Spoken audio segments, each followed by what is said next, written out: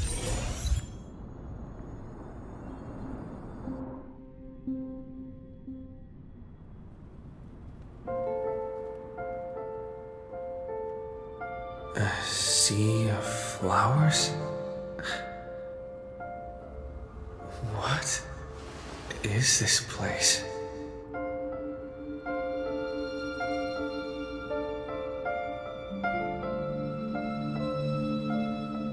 Allow me to reintroduce myself. I bore the name of Castorice while walking among the mortals. And now, I stand as the demigod of death, the living side of Thanatos. Welcome to my realm, where the west wind ends.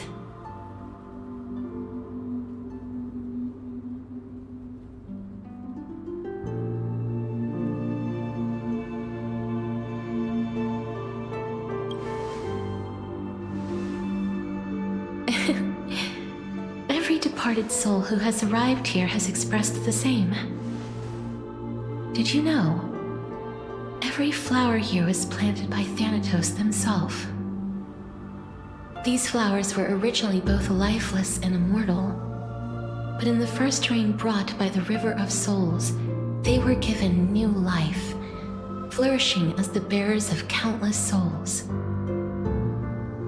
And it is my duty as the Master of Death to tend to their well-being and foster their growth in this serene haven.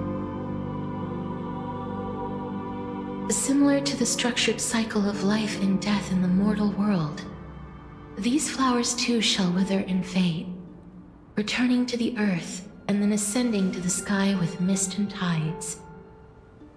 Eventually, they will descend to the mortal land as gentle rain. Every soul undergoes the perpetual cycle of reincarnation, albeit in varied forms, until the world meets its end. Yet, sadly, there's no time left for Amphoreus to wait for when the flowers bloom again. Now, death is the power at my fingertips. It once led the souls of the deceased here, but I shall open the gate of the netherworld and return you to the realm of the living. In exchange, please take the core flame of death with you and complete the flame chase journey. Do not let our work thus far be in vain.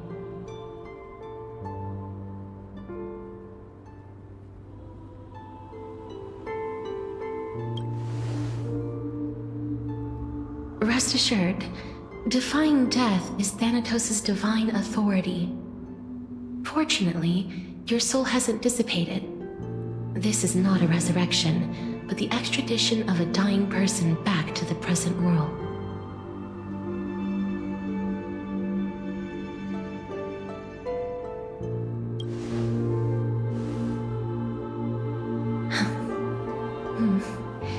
Just like the other demigods, I will stay here and embrace my destiny. That being said, it is not easy to guide a lost soul back to the mortal realm. The whispers of death are sweet and alluring. If your determination wavers, you will succumb and be forever ensnared by the netherworld's grasp. Please consider this a one-time exception. I will do everything in my power for the flame chase journey. And for your life, the only life I can save.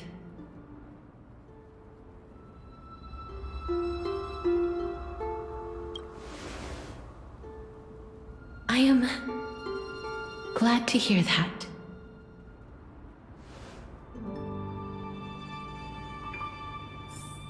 Over here!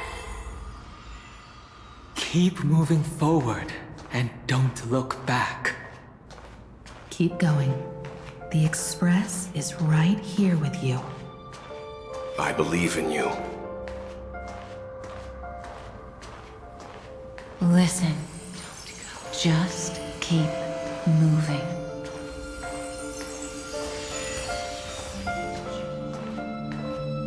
Lift your chin up high and step forward with us toward tomorrow!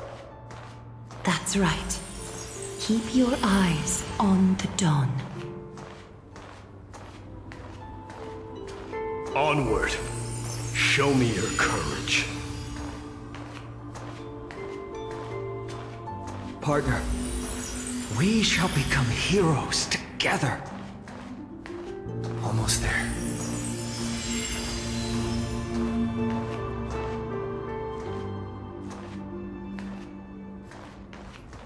Finally.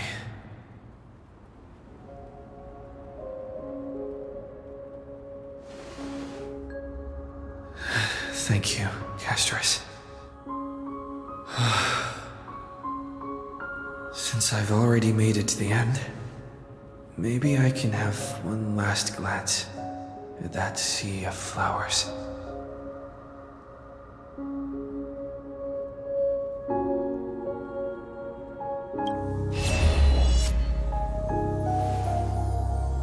Fear not, as a touch of red will be awaiting you at the end of the path.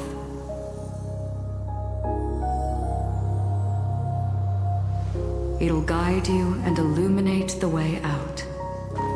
By doing so, you'll eventually reunite in the warmth of the sunlight.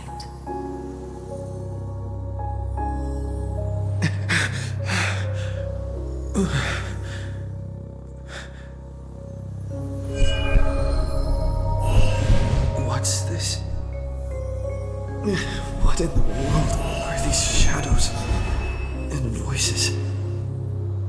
All of this is proof that you once lived. Your soul, your memories, the years you've journeyed through, and the path they revealed, leading you back home. So, continue onward.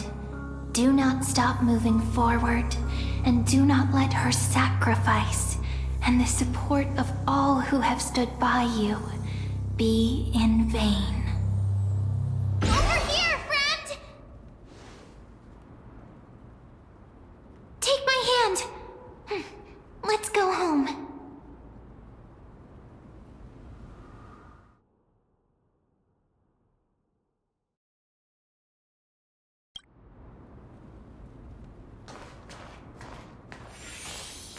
Let the trailblazing continue.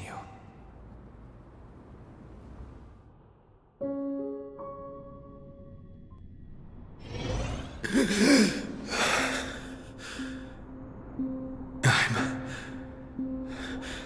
back. At last. I knew you could do it. Your soul is still perfectly whole.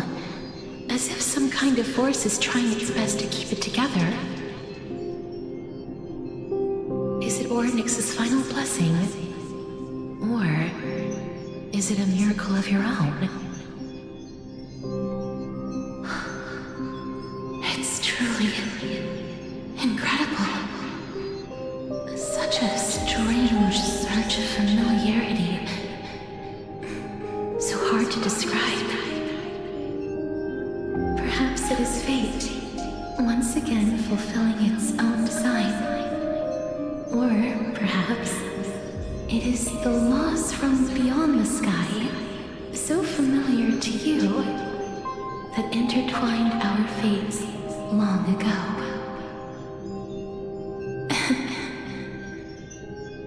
It seems that this is the riddle which cannot be solved anytime soon. The sensation of becoming a demigod is truly wondrous. It's as if the river of souls is winding its way through the depths of my spirit, transforming with each breath into a fine rain that nourishes the world. Do you recall that prophecy? At the end of the sea of flowers, the souls of the living shall warm thy fingertips, and after an embrace, there shall be eternal separation. I promised you that I would do everything in my power to give it another meaning. Now, as I stand as a demigod, and destiny draws to a close, I can finally end it in a way that is as beautiful as it deserves. The wish I once sought, but could never grasp, is now within reach. In this brand new world, every blooming life will lift its arms in celebration and recount the profound meaning of this very instant. Every touch, every embrace we share will never again be an ice-cold loss. They will radiate with an intense warmth, sowing love far and wide throughout the land.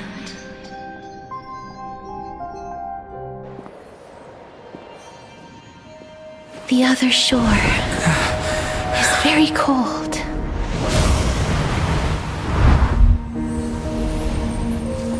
May I borrow your warmth one last time? Thank you for fulfilling this wish of mine.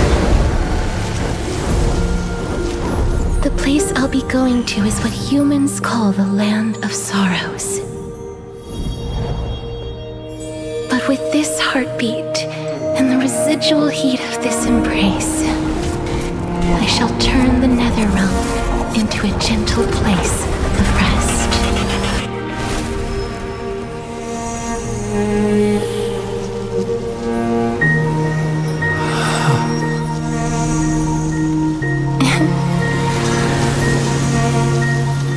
This embrace may be brief, but it's the proof that I once lived. Farewell, then. May we reunite in the new world.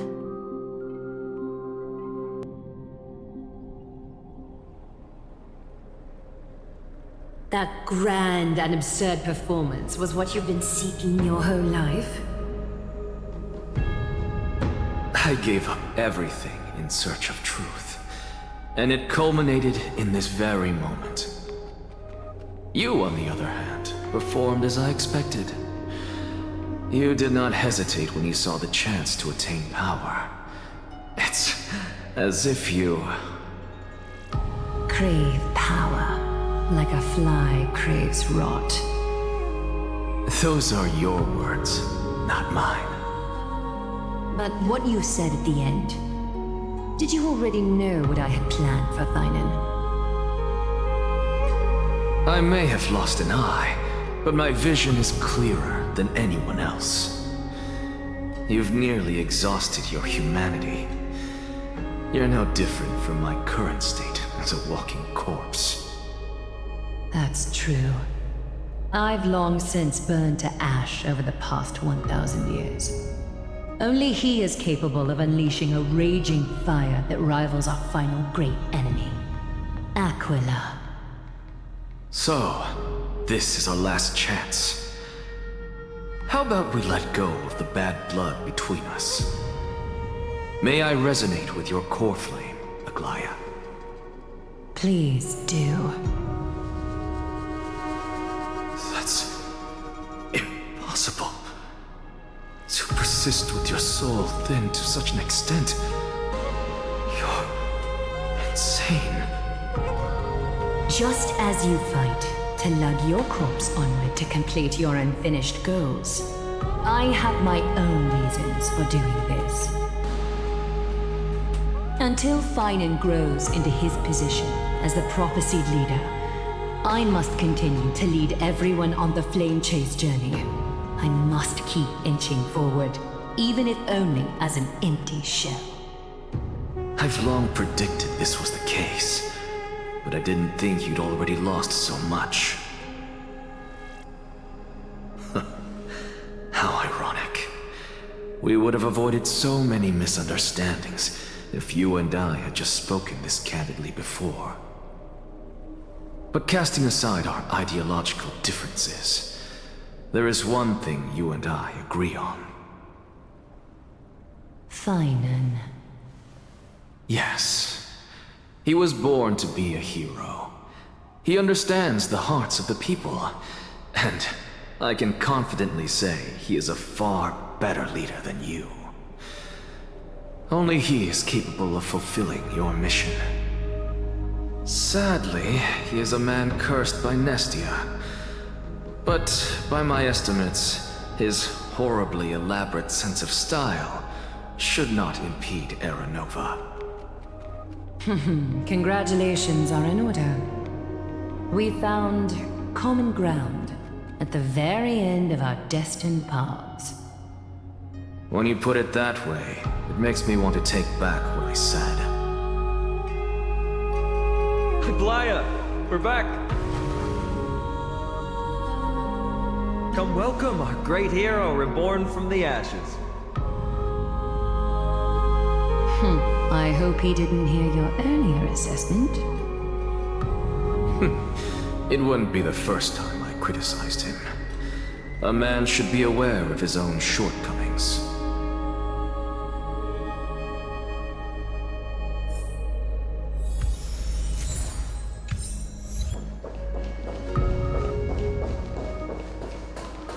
I'm gladdened by your triumphant return.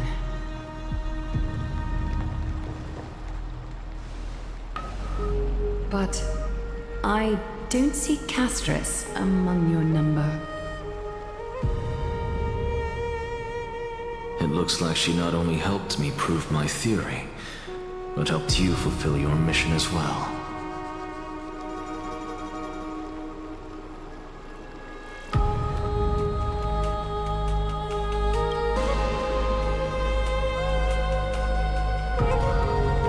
She might not have been able to change her fate, but she still wrote the final verse of her epic herself. Trinan, please recite the prophecy for us. Trailblazer, please surrender that scalding cool flame for us as well.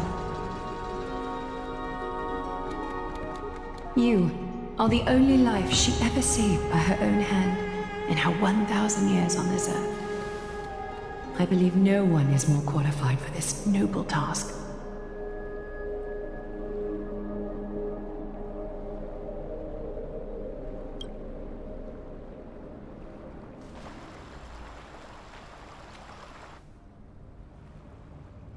O gods who have returned, and gods who are still watching, today we bring you a soul laid bare.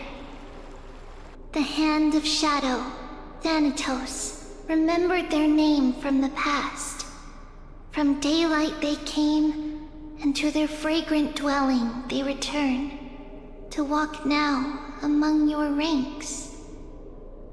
And there was one who joined hands with the Titan, a traveler risen from the dead and reborn among mortal kind.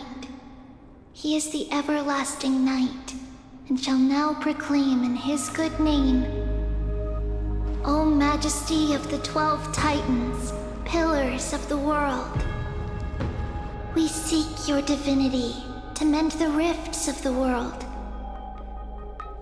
Fill our bodies with blood of gold, till we wither in willing service to the prophecy.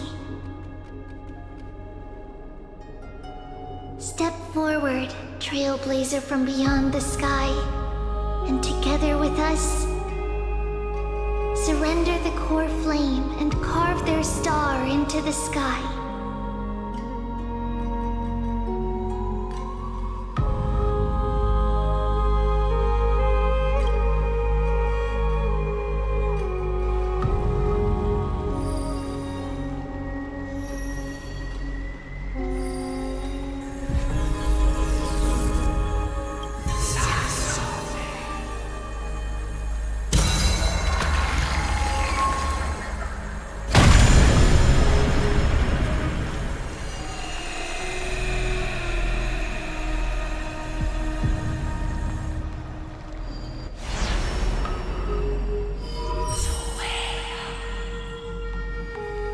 Constellation for death.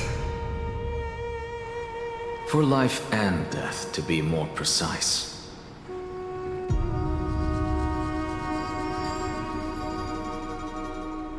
Look! It's...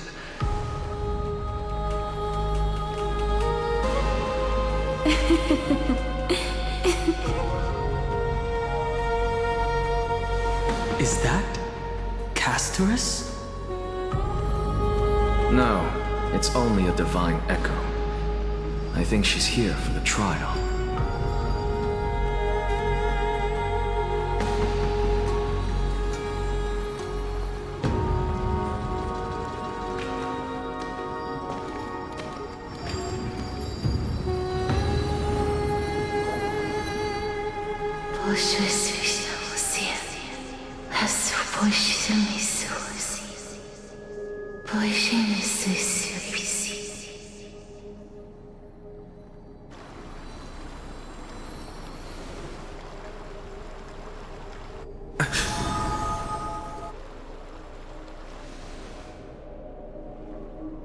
What did she say?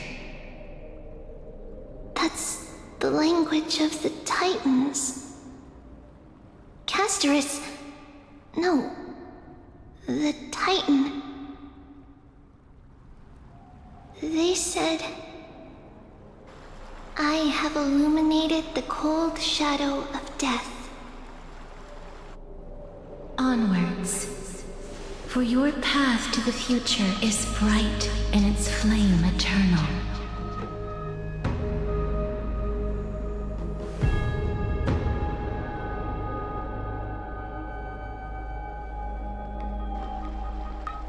Do not forget.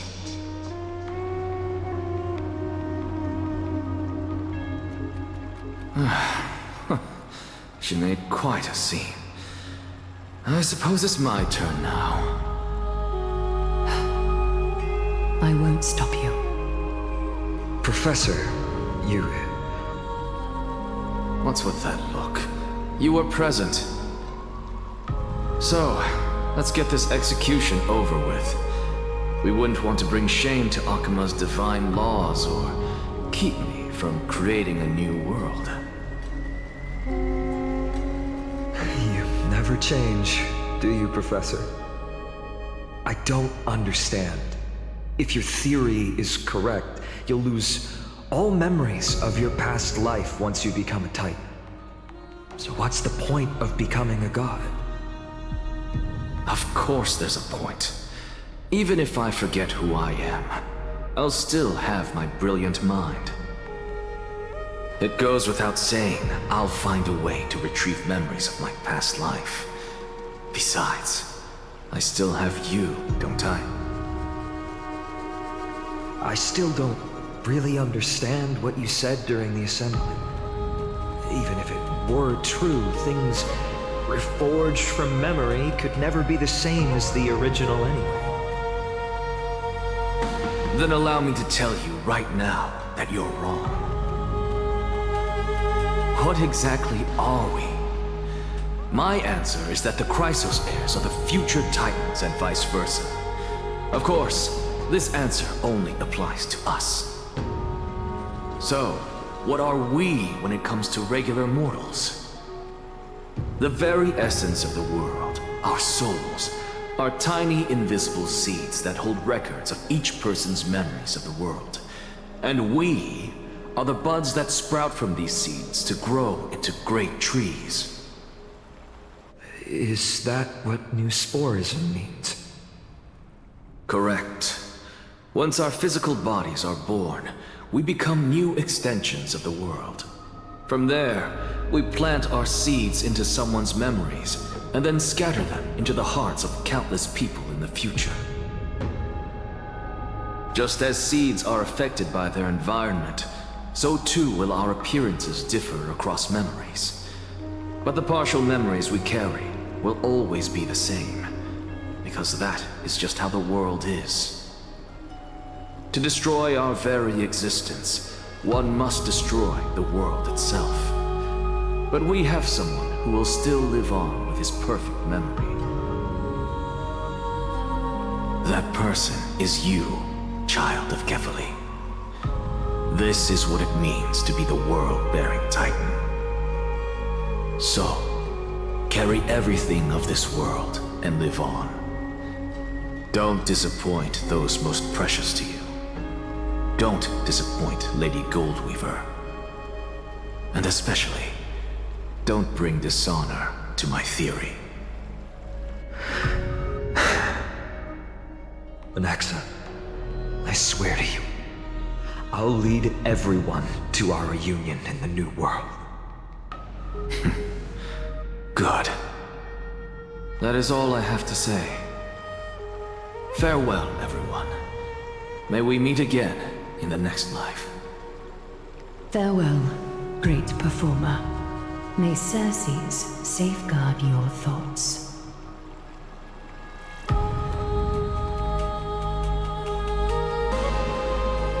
May Circes safeguard your thoughts.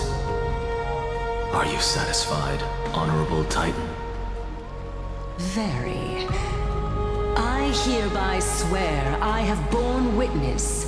Anaxagoras of the New Sporists and the Grove of Epiphany has successfully overcome the trial of reason. Thus, I shall confer upon you these words.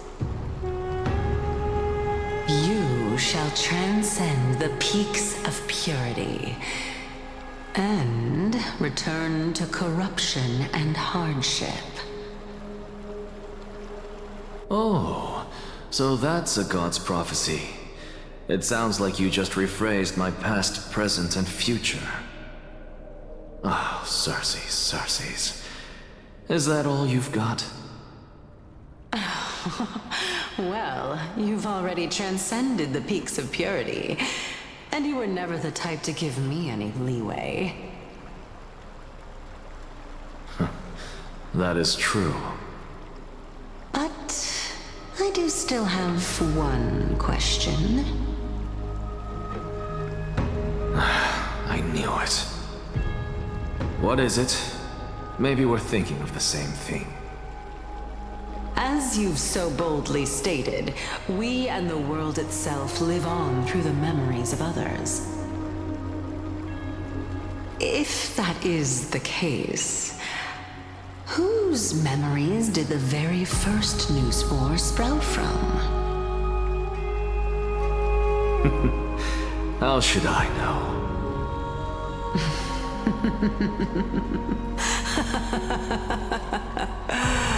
Oh my.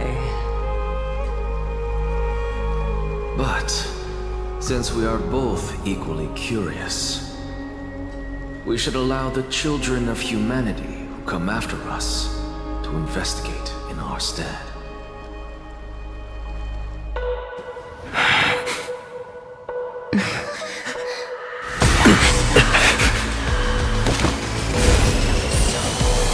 Rejoice, Circes. I sow the seeds of suspicion in the new world with your soul! And now, the objective is complete. That is all.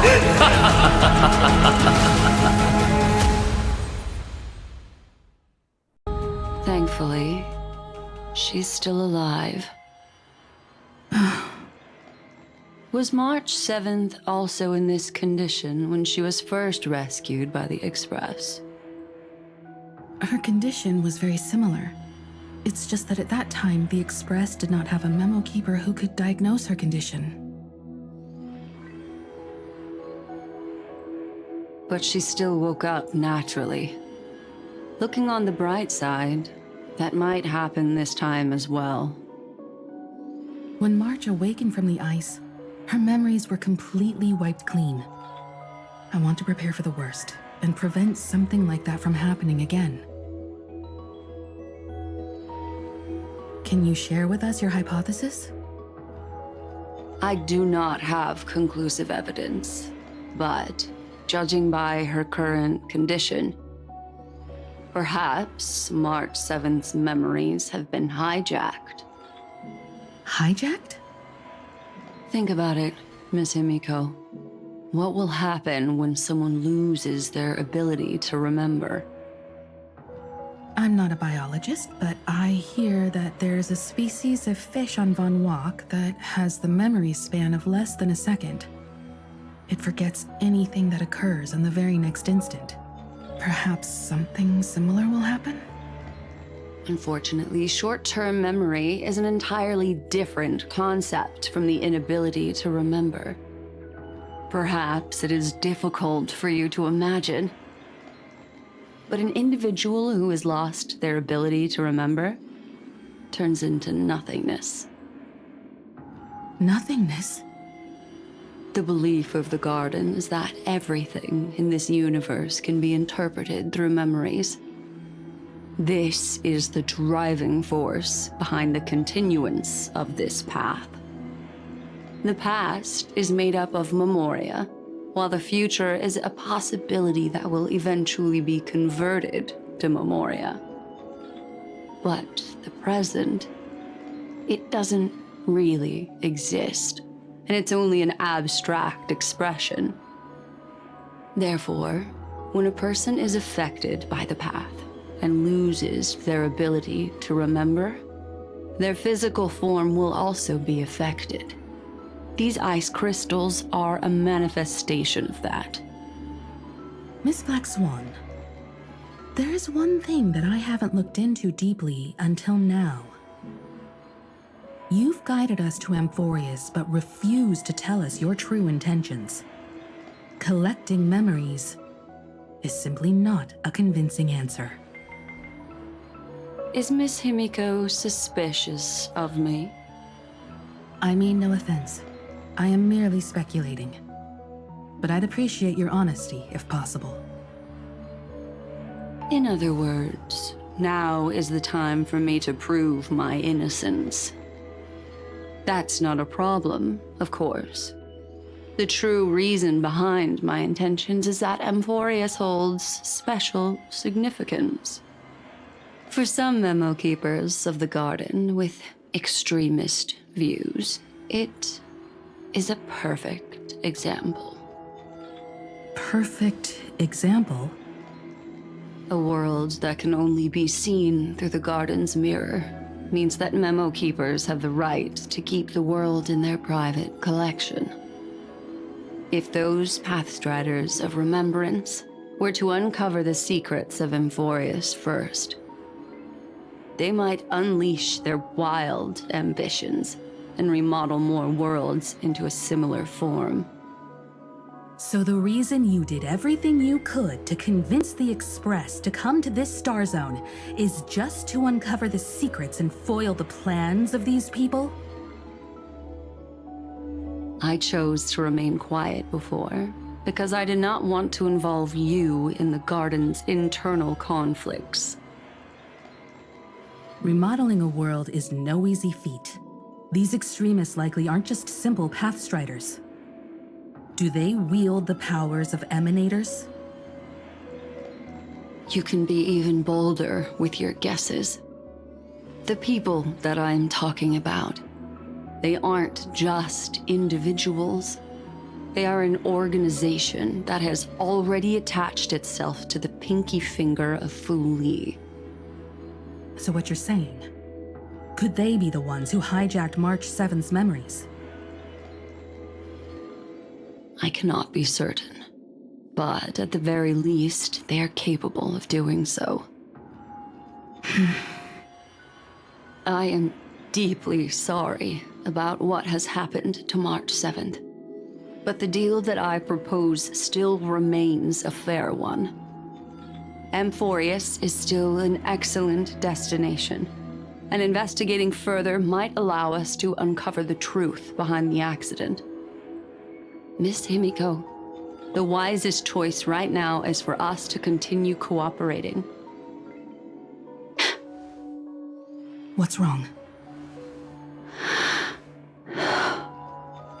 Let me take back a part of what I said just now, Miss Himeko.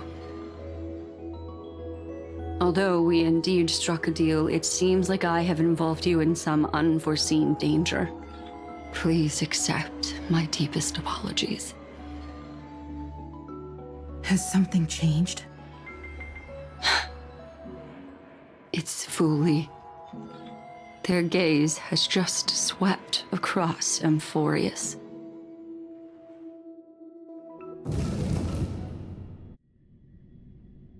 Oh, how interesting.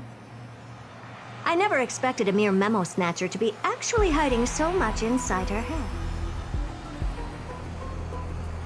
What's even more interesting is that the word Amphoreus has appeared in her subconscious.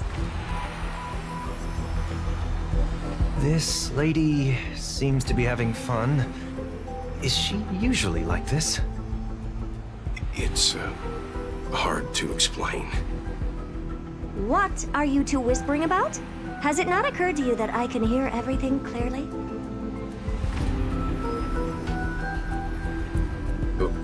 Please pardon me, Madam Herta. Would you mind sharing with us what you've discovered? The ones who need help are the Astral Express. You will have to put up with my methods, even if they are rather unconventional. Let's get back to the topic. By using the fourth mirror, I rummaged through the brain of this memo snatcher and learned a good deal. Not only does this person know of Amphoreus, but there are also many memo keepers who are interested in the place. I searched through her consciousness and found the following terms: the Eternal Land, the Rejected Land, and the private collection of the Garden of Recollection.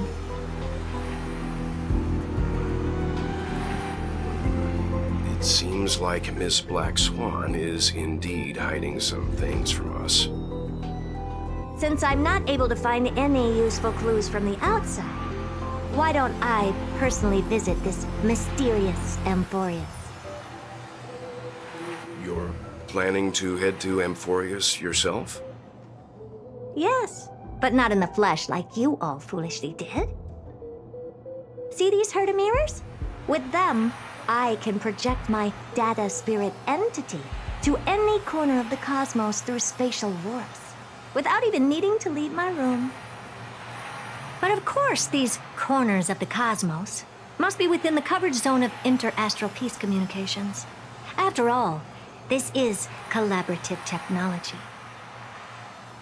I see. You do seem like the more indoor type.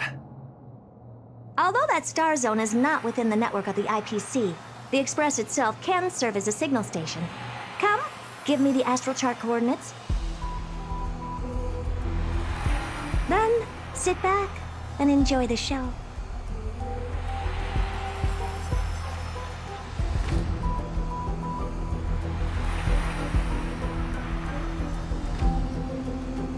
All right, now that everything is ready, mirrors, get to work. Thank you, Madam Herta. Companions are the lifeblood of the Astral Express. When things are settled, we will repay you for all your help. Welt, this young man sure is courteous.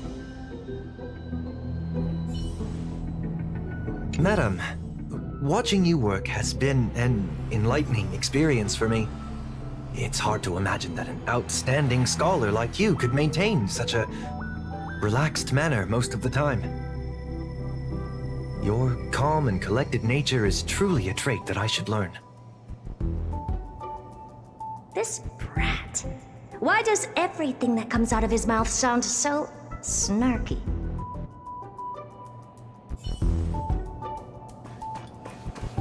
First mirror, input the coordinates. You'll be in charge of the spatial warp. As you command, Madam Herta. The preparations are complete. I wish you a pleasant journey ahead. Second mirror, prepare for the thought refraction. There's still some distance from the Astral Express to the Amphoreus celestial body. You're in charge of sending me over. This time, raise the power to the maximum. Don't be stingy. Oh, okay. I won't fail the mission, Madam Herta.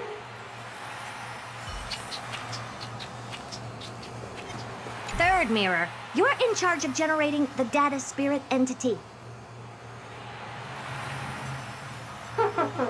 I'm happy to help, Madam Herta.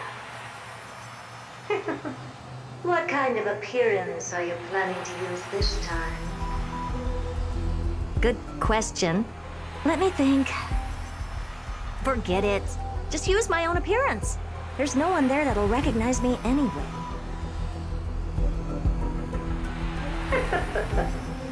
As you wish. Fourth mirror, you'll be in charge of... It seems like I have nothing for you. Just stand by and wait for orders.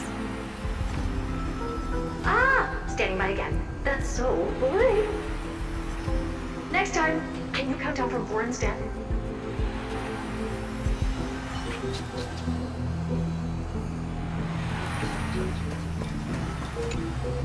Preparation of the data spirit entity complete. Thought refraction at max power. Excellent. The first mirror. Let's get going. Have a safe trip, Madam Herta. May your journey yield good results. Coordinates input complete. Preparing to activate spatial warp. Destination, unknown celestial body, Amphoreus. Spatial warp countdown. 5, 4, 3, 2, 1. Warp activated.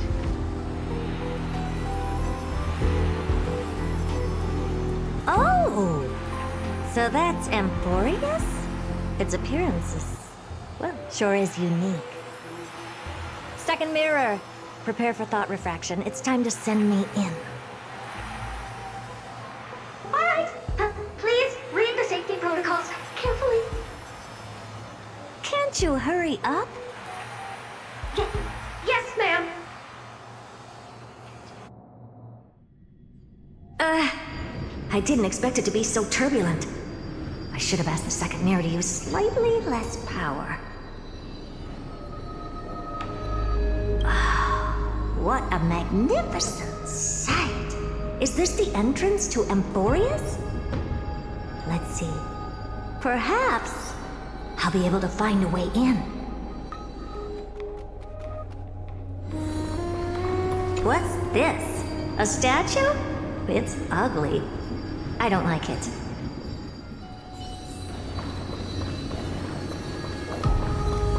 Oh, I finally found your traces. How esteemed must you be for the great Herta to come out personally? When we return, get ready to become free labor for the simulated universe for the rest of your lives.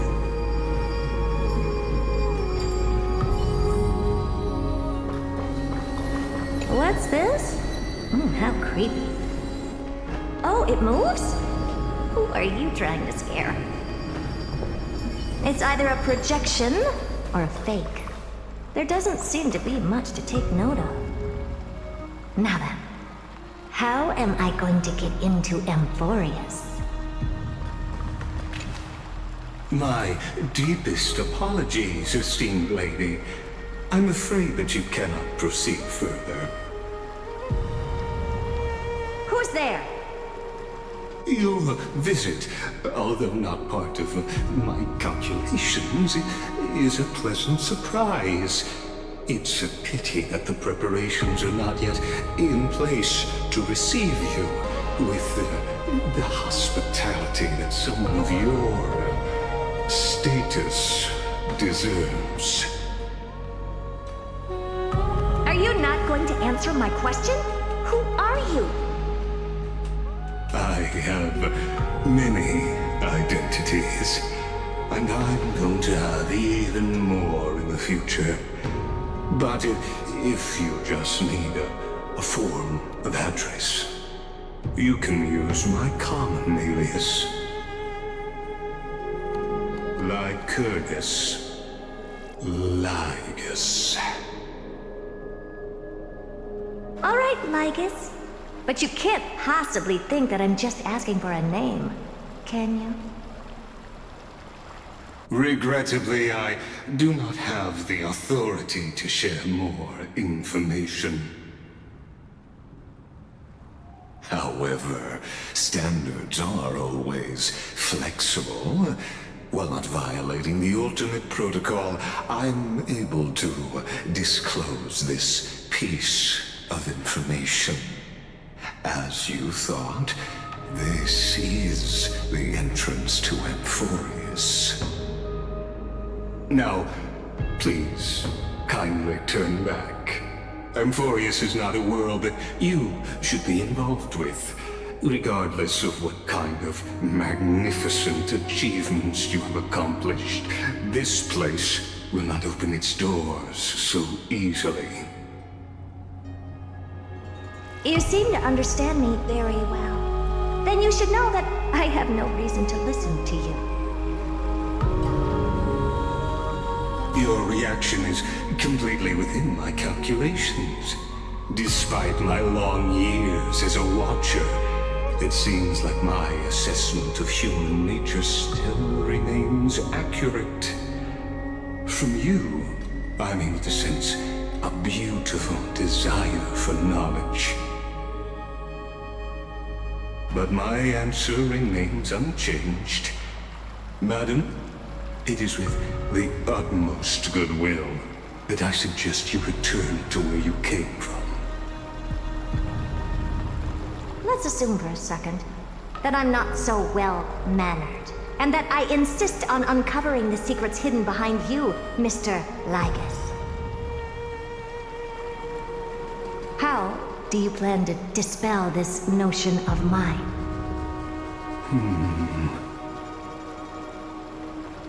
Within the scope of the Ultimate Protocol, there are 178,244 logic chains at my disposal to convince you.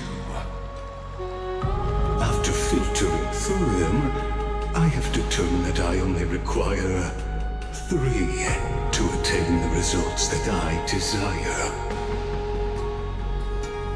Oh? I'm all ears. First, for reasons that cannot be disclosed, Amphoreus is a completely isolated celestial body. Apart from me, no one else will be able to help you enter. That's not a good argument.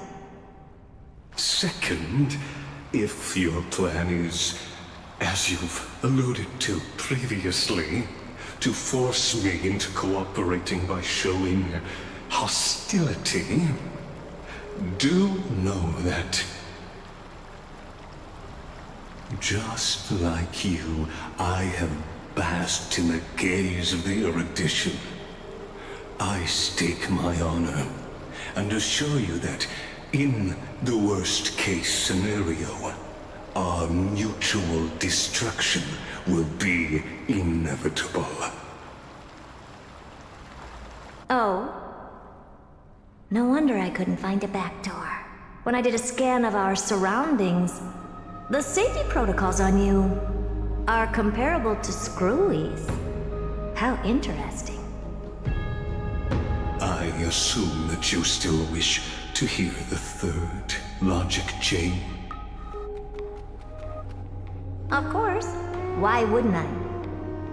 Third, even if you exhaust all your means and find a way to break through, you will surely give up once you understand the consequences of your actions. After all, throughout your long life, as much as you'd hate to admit, your conscience has played a crucial role. What a brazen robot. You think that you can actually understand me through your paltry calculations? But since you put it that way, why don't you tell me what these consequences will be? It concerns the third path that is entangled with Amphoreus. A path that you and your friends still very much lack understanding of. The destruction. So, if you ignore my warnings and persist in your ways, you will break the shackles of a Lord Ravager. And when that happens, their fury will engulf the cosmos.